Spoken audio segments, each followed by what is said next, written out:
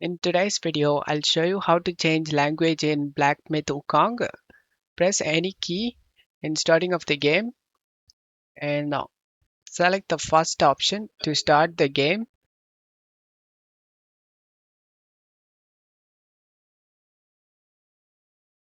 Once the cutscene finish, press the escape key and go to last option and select this first option and select this left option.